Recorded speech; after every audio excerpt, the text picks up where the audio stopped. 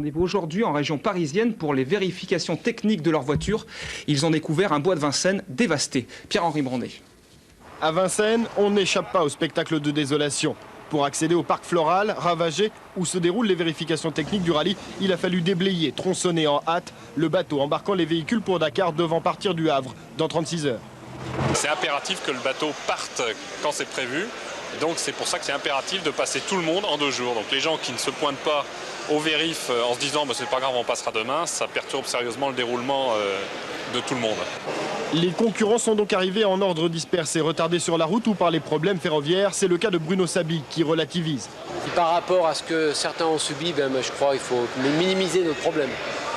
Bruno Sabi retrouve le Dakar sur un Pro Truck, un Ford Ranger, un engin bondissant. La voiture est originale, c'est un pick-up un peu, je dirais, démesuré parce que une version américaine, une voiture sans pare-brise, ça étonne tout le monde, mais c'est un concept pas mal pour les grandes chaleurs, ça refroidit nos radiateurs qui sont derrière. La voiture a un gros Ford V8, donc la voiture est très sympathique à conduire. C'est une des rares voitures actuelles, je dirais, au pilotage spectaculaire. Avec ses 300 chevaux et Yves Truel, son équipier Bruno n'entend pas jouer la victoire dès cette année, mais veut s'imposer comme trouble fait, histoire de montrer à tous qu'il ne revient pas sur ce rallye pour faire de la figuration.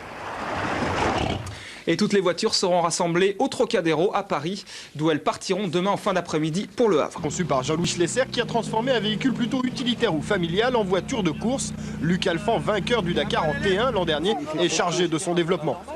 Je sais pas ce que vous pensez, mais ouais, elle est superbe. Elle est superbe, elle marche bien, elle est facile à conduire. Et voilà, et elle est solide et elle ira jusqu'au bout. Remarquez, après 4 km d'essai, il ne reste plus que 11 000 km de course. Sur ce rallye, Jean-Louis Schlesser et son buggy sont le couple à battre. Vainqueur l'an dernier, Schlesser ne prête aucune attention à ce statut de favori. L'excès de confiance n'a jamais apporté grand-chose à tous les sportifs qui ont des palmarès. Moi, je sais qu'il faut rester extrêmement concentré.